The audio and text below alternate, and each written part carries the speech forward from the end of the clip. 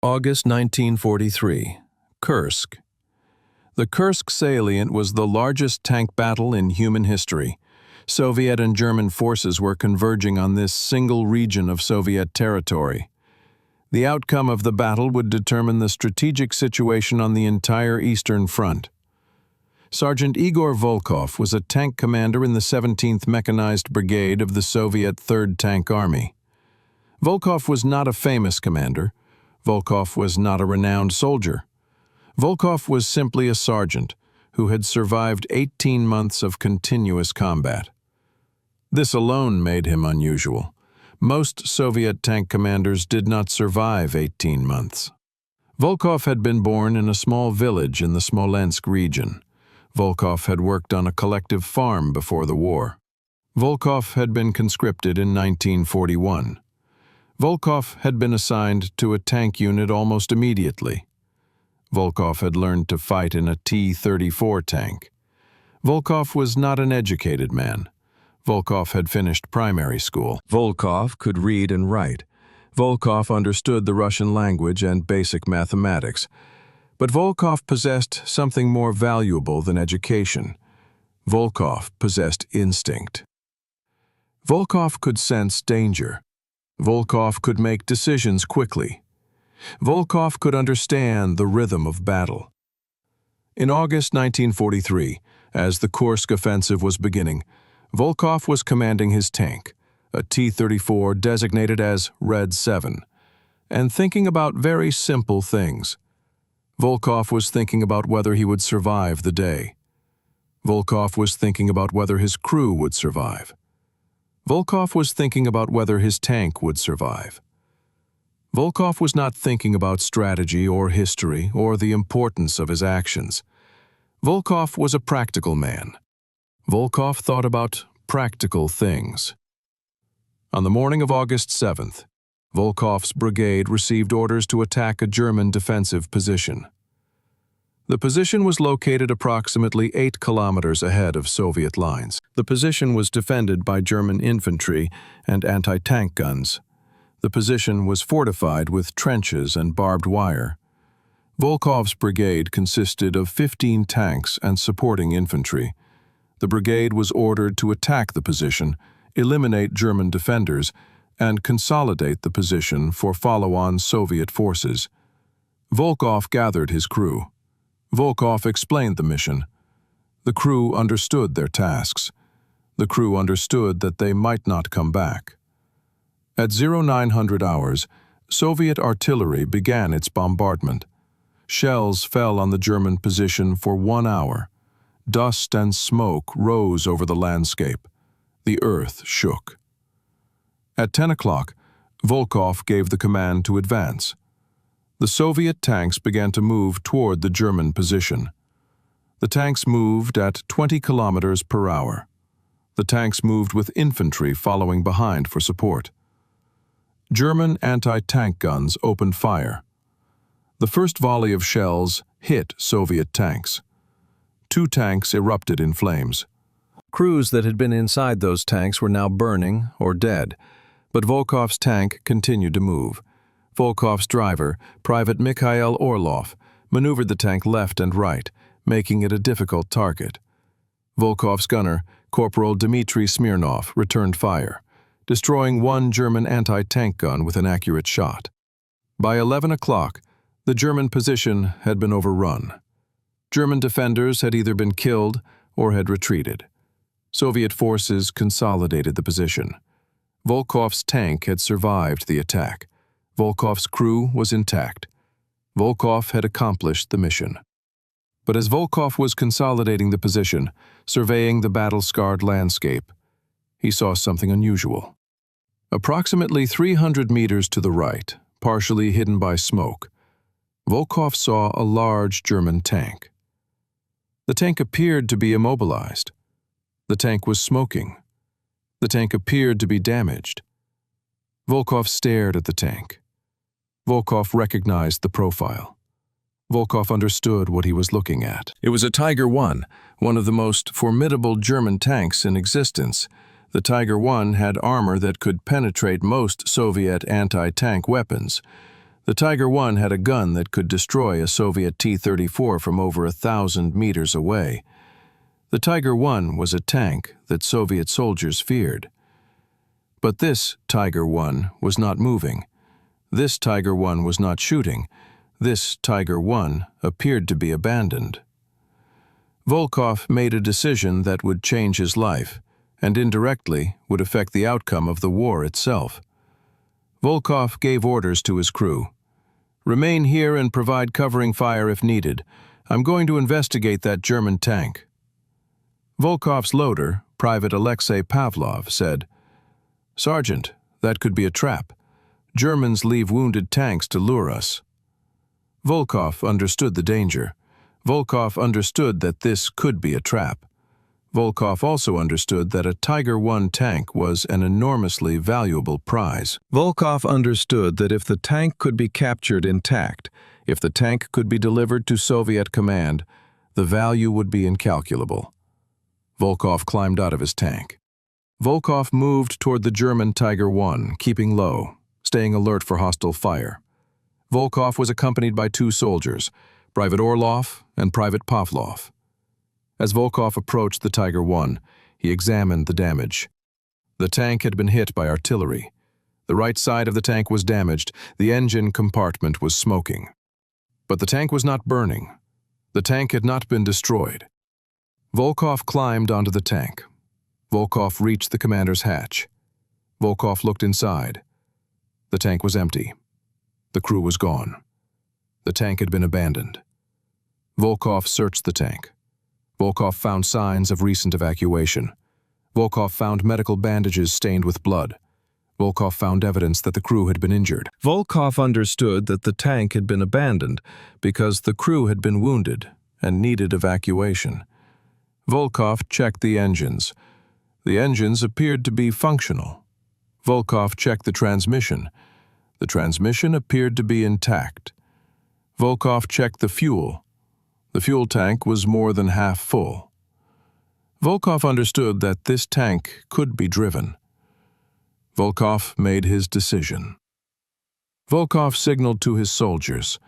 Volkov gave orders. The soldiers understood what their commander intended. Volkov climbed into the Tiger I tank. Volkov familiarized himself with the controls. The controls were different from the Soviet T-34 tank. The layout was different. The instruments were different. But Volkov understood the basic principles of tank operation. Volkov started the engine. The engine rumbled to life. The Tiger I came alive. Volkov gave the command to move. Volkov engaged the transmission. The Tiger I began to move. The tank, damaged but still functional, began to move back toward Soviet lines. German soldiers who saw their own tank moving toward Soviet positions were confused. German soldiers assumed the tank was being driven by German crew.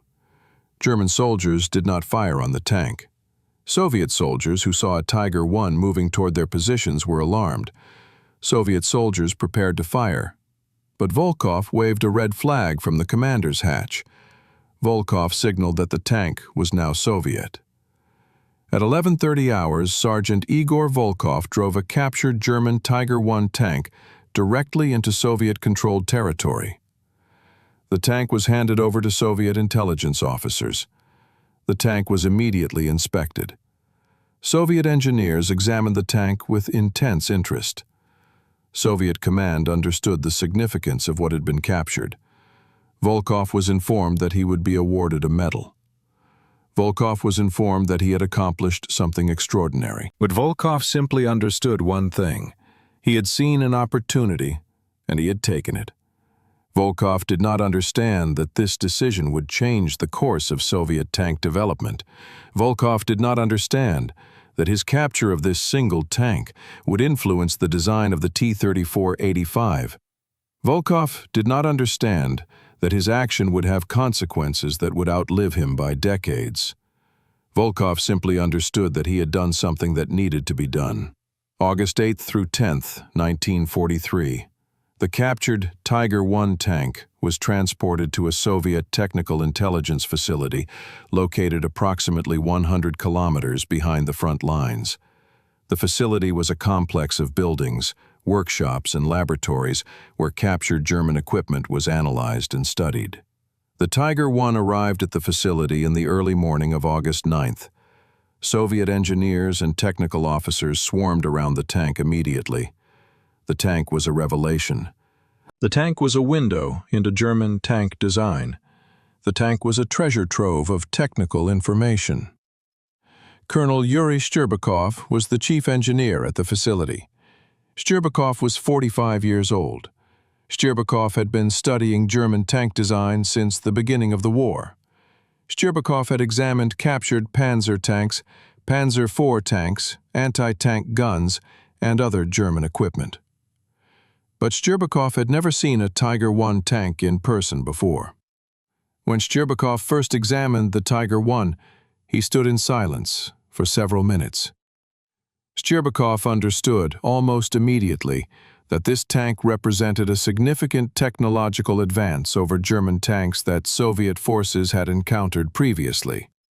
"This changes everything," Shcherbakov said to his senior assistant, Captain Mikhail Petrov. "This tank has armor geometry that we have not seen before. This tank has mechanical solutions that are revolutionary.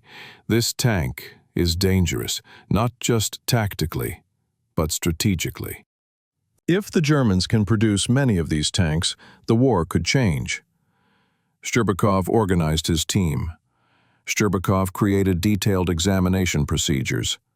Shcherbakov wanted to understand every aspect of the Tiger I. Shcherbakov wanted to know how it was constructed. Shcherbakov wanted to know its vulnerabilities. The team began with external examination. The team measured armor thickness. The team noted armor angles. The team photographed every detail. The team discovered something important. The Tiger I's armor was not uniformly thick. The armor was thicker in certain places and thinner in others. The armor geometry was designed to resist certain types of anti-tank weapons while remaining relatively vulnerable to others. The team then examined the internal systems. The team examined the transmission. The team examined the engine. The team examined the gun system. The team examined the hydraulic systems. The team examined the electrical systems. What they discovered was a machine of remarkable engineering.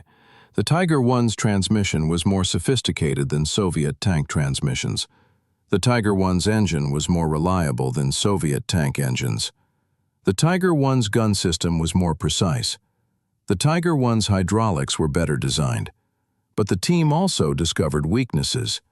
The Tiger I was heavier than Soviet tanks.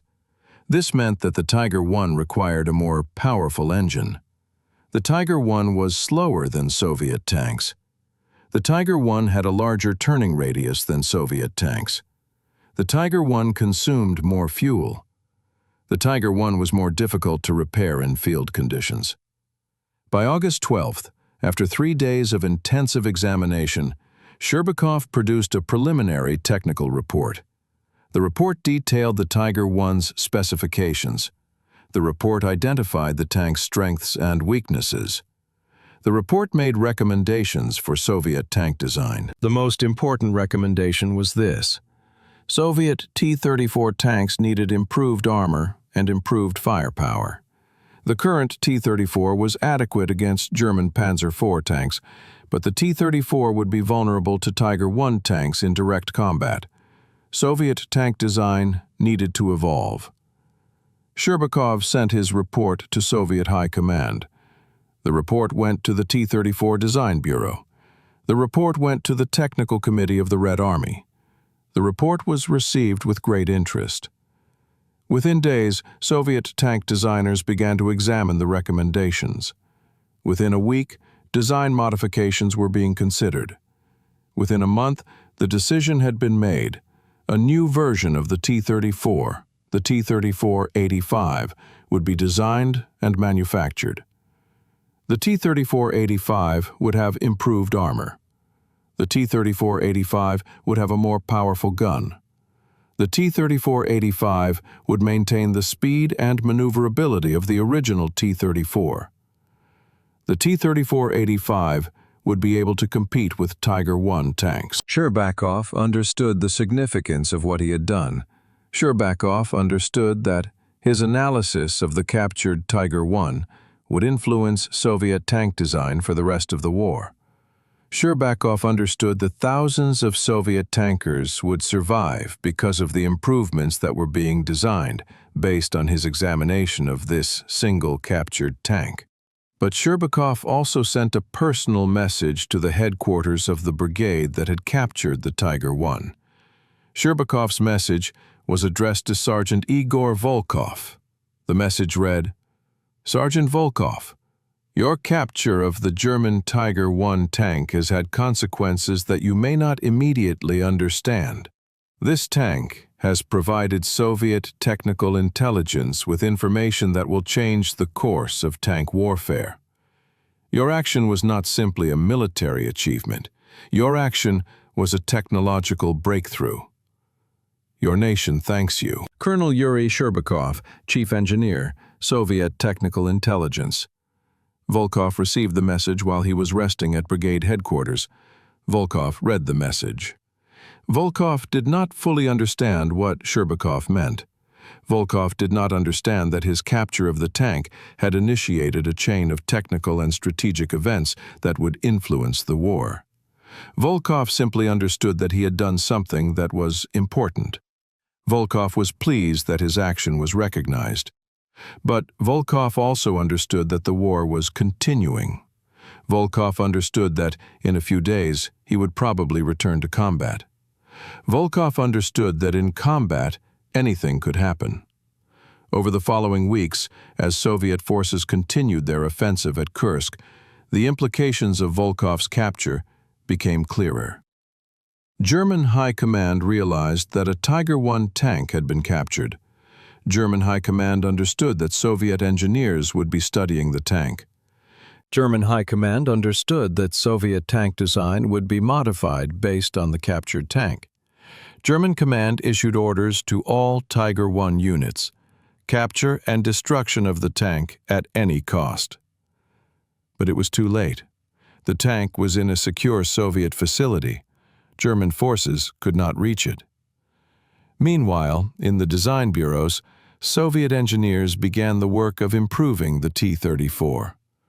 The work was urgent. The work was intensive. The work proceeded in parallel with ongoing tank production. By early 1944, the first T-34-85 tanks were rolling off the production lines. The new tanks incorporated many of the design features that had been suggested by Shcherbakov's analysis of the captured Tiger I. The new tanks had better armor.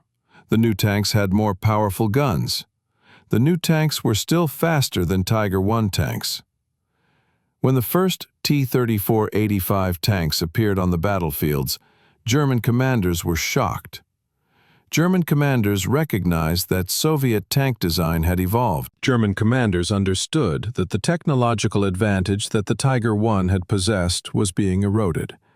Sergeant Igor Volkov, meanwhile, had returned to combat. Volkov was commanding a new T-34 tank. Volkov did not know that the improvements in Soviet tank design were, in part, a direct result of his capture of the Tiger I. Volkov simply knew that his new tank seemed to handle better than his old tank. Volkov simply knew that the new guns seemed more powerful. Volkov did not make the connection between his action at Kursk and the design improvements. But the connection existed. The connection was real. The connection was documented in Soviet technical archives. The connection would be recognized by military historians after the war. One captured Tiger I tank, one sergeant's initiative, one engineer's technical analysis. These three elements combined to influence the technological balance of tank warfare on the Eastern Front. This was the significance of Volkov's action. This was the importance of what he had accomplished, even though he did not fully understand it. September 1943 through March 1944. The first production models of the T-34-85 began to appear in Soviet service. The tanks were equipped with the new 85mm gun. The tanks had improved armor. The tanks represented a significant technical evolution from the earlier T-34 models. In October 1943, Sergeant Igor Volkov was assigned to command a T-34-85 tank.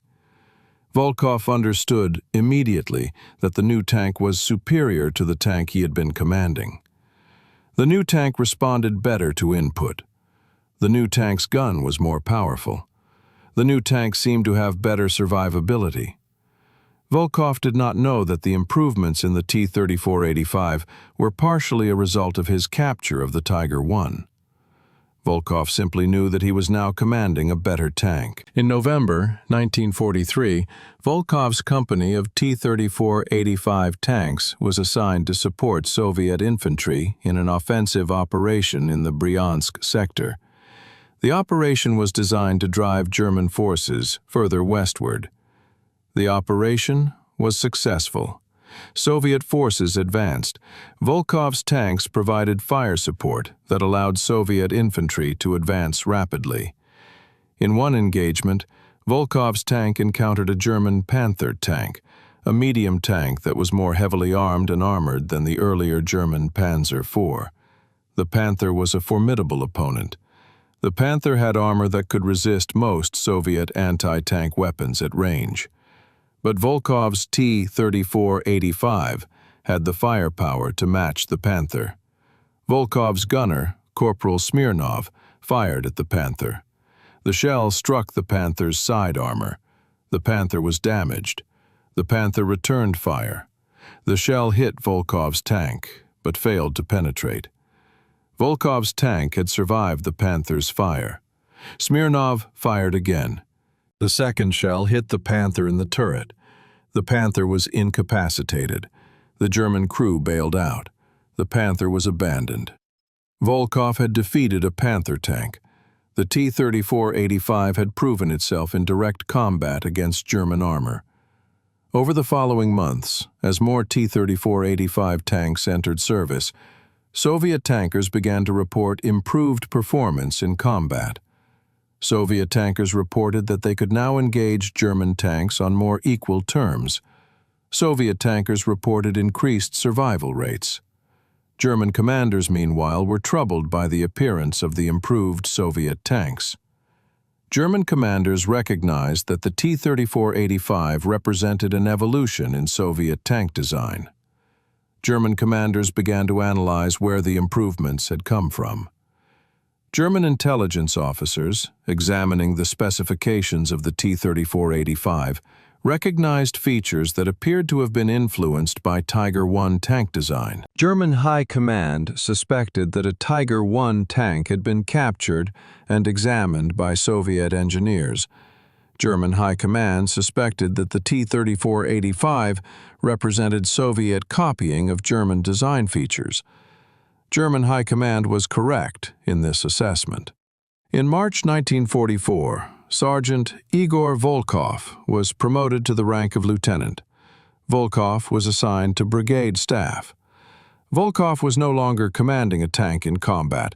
Volkov was now coordinating multiple tank companies. Volkov was becoming an officer. But in April 1944, Volkov made a decision that would change his life. Volkov requested to return to combat. Volkov requested to command a tank company in direct combat operations. Brigade Command tried to convince Volkov to remain in a staff position. Command argued that Volkov's experience was more valuable in a staff position than in a combat position. But Volkov was a soldier. Volkov believed that his place was with his men in combat. Volkov believed that his experience should be used in combat operations, not in administrative functions. Volkov was returned to Combat Command. Volkov was assigned to command a tank company consisting of 5 T-34-85 tanks and supporting infantry. Volkov's company was assigned to participate in Soviet offensive operations designed to liberate Soviet territory. On April 15, 1944, Volkov was leading his company in an attack on a German defensive position. The position was defended by German infantry and anti-tank guns. The position appeared formidable. The position was protected by trenches and barbed wire. Volkov's tanks approached the position rapidly. Volkov's infantry moved behind the tanks. Volkov's company attacked with full aggression. German anti-tank guns opened fire. One of Volkov's tanks was hit. The tank caught fire. The crew bailed out, but the other tanks continued to advance. Volkov's tank fired at the German anti-tank positions. The other Soviet tanks also fired. Within minutes, the German defensive position was being overrun. German defenders were being killed or captured. German forces were retreating. But in the chaos of the assault, Volkov's tank was hit by a German anti-tank gun. The shell penetrated the tank's armor. The shell exploded inside the tank. The tank caught fire. Volkov felt the explosion. Volkov felt burning in his left arm. Volkov understood immediately that the tank had been hit severely. Volkov understood that the tank was dying. Volkov gave the order to abandon the tank. The crew scrambled for the hatches. Volkov was last out of the tank. As Volkov jumped from the burning tank, he fell. Volkov fell to the ground hard. Volkov looked at his left arm. Volkov's arm was hanging at an abnormal angle. The arm was broken. But there was more damage. Volkov could see that the arm had been burned. The skin was blackened. Volkov tried to stand. Volkov could not stand. The pain was too severe. Volkov collapsed. Medical personnel found Volkov lying on the ground. Medical personnel applied first aid. Medical personnel evacuated Volkov to a field hospital. At the field hospital, doctors examined Volkov's arm. The doctors concluded that the arm was too severely damaged to be saved. The doctors recommended amputation. Volkov understood the recommendation. Volkov accepted the recommendation. Volkov's arm was amputated at the elbow. Volkov spent 2 weeks in the field hospital. Volkov was then evacuated to a rear hospital for more comprehensive treatment and recovery. Volkov's military service as a combat officer was over. Volkov had lost his arm. Volkov had lost his ability to command a tank in combat. Volkov had lost his ability to do the only thing he had known how to do since the beginning of the war. But Volkov had also accomplished something extraordinary. Volkov had captured a Tiger I tank. Volkov's capture had initiated a chain of technical and strategic events that had influenced the course of the war. Volkov's achievement had resulted in improved Soviet tank design. Volkov's achievement had resulted in thousands of Soviet tankers surviving because of the improved tanks. But Volkov would never fully understand the significance of his achievement. Volkov would never know the full impact of his capture of the Tiger I tank. Volkov would only know that he had done something that was important enough to be recognized, and then had paid a price for his later actions in combat. May 1944 through August 1944. Igor Volkov spent his recovery period in a rear hospital, learning how to live as an amputee. Volkov learned how to walk with a prosthetic arm. Volkov learned how to perform basic daily tasks with his remaining hand. Volkov learned how to accept his new reality. But Volkov also experienced depression. Volkov had been a soldier his entire adult life. Volkov had been a tank commander. Volkov had been someone who mattered in combat. Now Volkov was no longer a combat soldier. Now Volkov was disabled. Now Volkov was no longer useful. In June 1944, while Volkov was still in recovery, he received a visitor. The visitor was Colonel Yuri Shcherbakov, the engineer who had analyzed the captured Tiger I tank. Shcherbakov sat with Volkov in the hospital room. Shcherbakov told Volkov about the significance of his capture of the Tiger I. Shcherbakov told Volkov that the technical analysis of the Tiger I had influenced Soviet tank design. Shcherbakov told Volkov that the T-34-85 tank was, in part, a result of the technical information obtained from the captured Tiger I. Shcherbakov said, "Sergeant Volkov, I wanted you to understand something. Your capture of the Tiger I tank was not simply a military achievement. Your action had strategic and technological significance. The T-34-85 tanks that are now protecting Soviet forces are better because of what you did. Soviet tankers are surviving battles because of improvements that were made based on your captured tank. You should understand that your achievement extends far beyond what you might realize." Volkov listened to Shcherbakov. Volkov was moved by the engineer's words. Volkov began to understand that his loss of an arm had not negated the value of his earlier achievement. Volkov began to understand that he had contributed something important to the Soviet war effort, something that would outlive his military service. By August 1944, Volkov had recovered enough to be discharged from the hospital. Volkov was medically discharged from the Soviet Army. Volkov was given a pension. Volkov was given a prosthetic arm. Volkov was given a civilian suit of clothes. Volkov was sent home. Volkov returned to his home village. Volkov's village had been liberated from German occupation in 1943. Volkov's village was slowly rebuilding. Volkov's family was still alive. Volkov's parents embraced their son. Volkov's family celebrated his survival. But Volkov also felt lost. Volkov had been a soldier for nearly 4 years. Volkov did not know how to be anything else. Volkov did not know how to live in civilian life with the loss of his arm. In September 1944, Volkov was approached by a representative from the Soviet Ministry of Education. The representative offered Volkov a position as a school teacher. The representative explained that Volkov's experience in the war, his understanding of modern warfare, his understanding of technology, his understanding of combat, could be valuable to Soviet students. Volkov accepted the offer. Volkov began to teach history and military science to Soviet students. Volkov began to share his knowledge. Volkov began to find a new purpose in life. As Volkov taught, he occasionally mentioned his experience as a tank commander. Volkov occasionally mentioned the capture of the Tiger I tank, but Volkov never emphasized his own role. Volkov spoke about the achievements of other soldiers. Volkov spoke about the importance of initiative and courage. One of Volkov's students, a young man named Mikhail Petrov, was particularly interested in Volkov's stories about the war. Mikhail asked Volkov detailed questions about tank warfare. Mikhail asked about the significance of the Tiger I tank capture. Volkov explained to Mikhail that the capture of the Tiger I had influenced Soviet tank design. Volkov explained that individual actions in war could have strategic significance.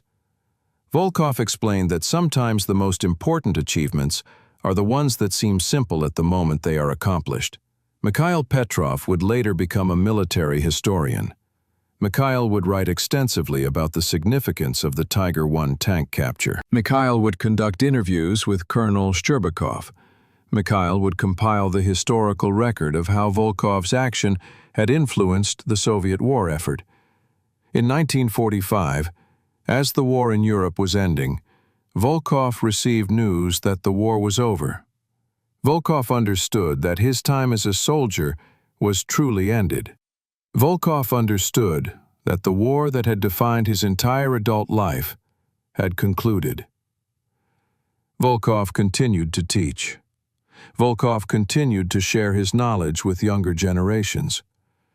Volkov continued to live a quiet life in his village. In 1953, Soviet military journals published an article about the capture of the Tiger I tank. The article discussed the significance of the tank capture for Soviet technical intelligence. The article identified Sergeant Igor Volkov as the soldier who had captured the tank. Volkov received modest recognition. Volkov was awarded additional medals by the Soviet government. Volkov was invited to speak at military academies about his experience. But Volkov never became famous. Volkov never became well known outside military circles. Volkov lived a quiet life teaching history and military science. In 1965, when Volkov was in his mid-50s, he was approached by a Soviet television crew. The crew wanted to film a documentary about significant achievements during the Great Patriotic War. The crew wanted Volkov to tell his story about the capture of the Tiger I tank. Volkov agreed to participate in the documentary. Volkov sat before the camera. Volkov told the story of August 7, 1943, when he had seen the abandoned Tiger I tank. Volkov explained his decision to capture the tank.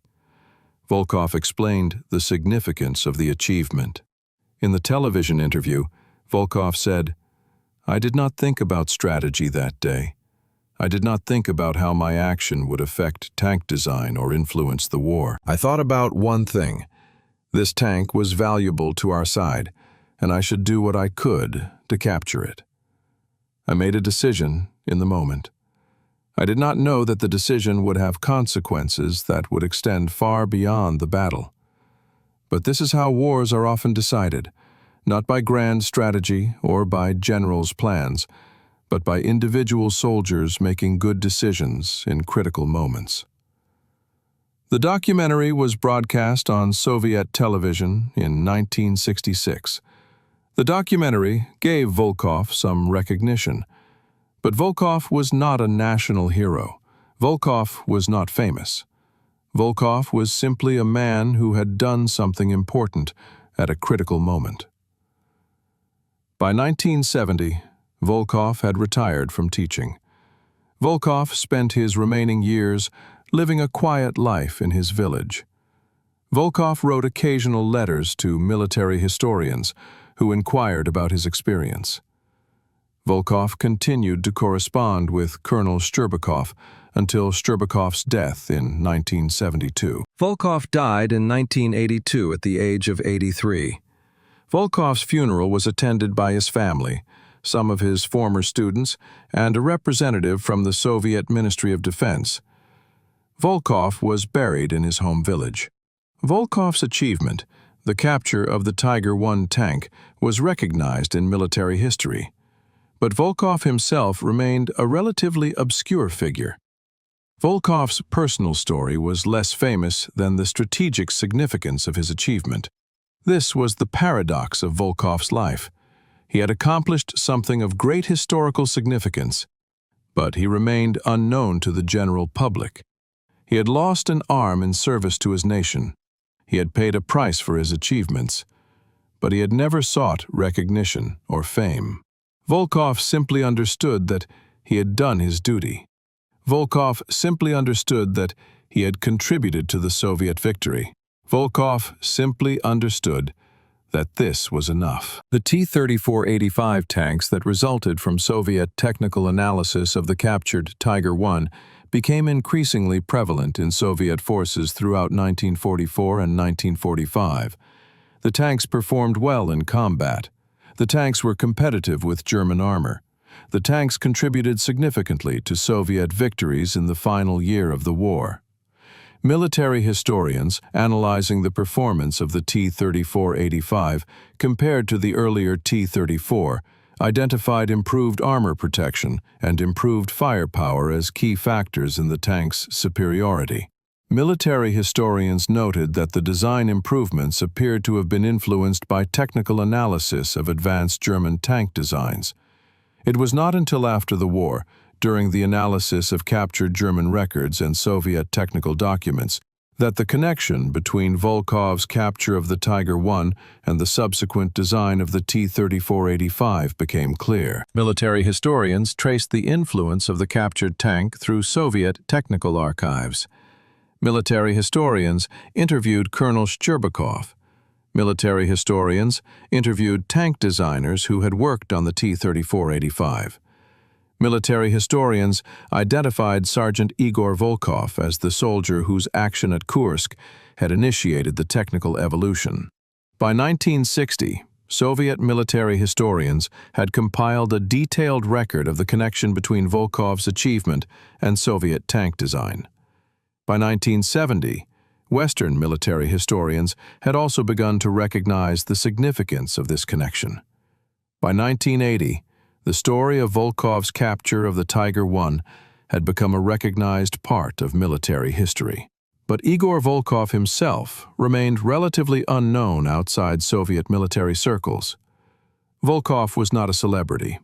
Volkov was not famous in the way that combat commanders or frontline officers became famous. Volkov was known to military historians and military professionals, but was unknown to the general public.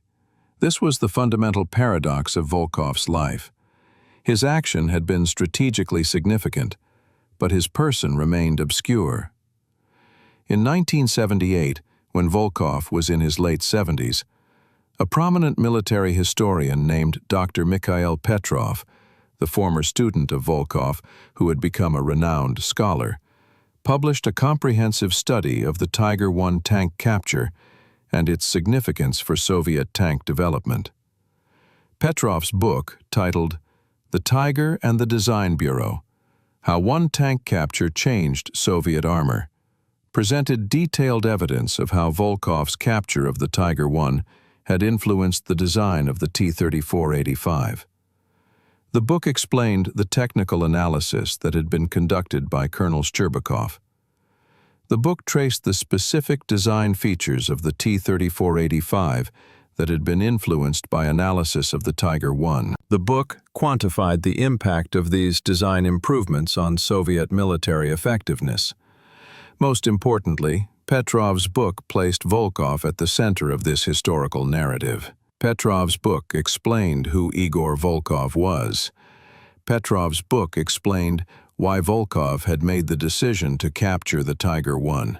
Petrov's book explained what had happened to Volkov after the war. Petrov sent a copy of his completed manuscript to Volkov. Volkov read the book. Volkov wept as he read Petrov's account of his own achievement.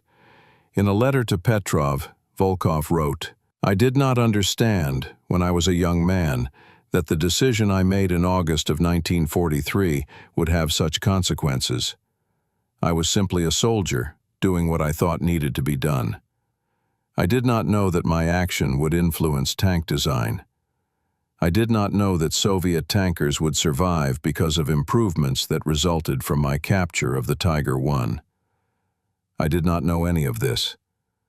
But now, reading your account, I understand that my life, despite the loss of my arm, despite never becoming famous, despite the quiet life I have lived, my life has had meaning.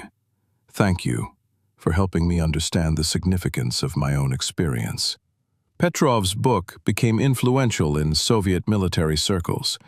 Petrov's book became known to Western military historians. Petrov's book became recognized as an important work in military history. But even after the publication of Petrov's book, Igor Volkov was not widely known outside academic and military circles. Volkov remained a relatively obscure figure. Volkov remained a man whose significance was understood mainly by historians and military professionals. In 1982, the year of Volkov's death, Soviet officials recognized his achievements posthumously. Soviet officials designated Volkov as a hero of technological development for his role in obtaining the Tiger I tank that had influenced Soviet tank design. The designation was made in official Soviet military records.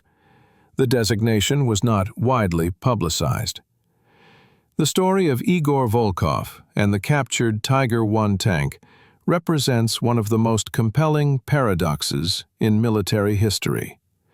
How individual initiative, at a critical moment, can produce consequences of far greater significance than the individual actor understands, and how such significance can exist in tension with personal obscurity.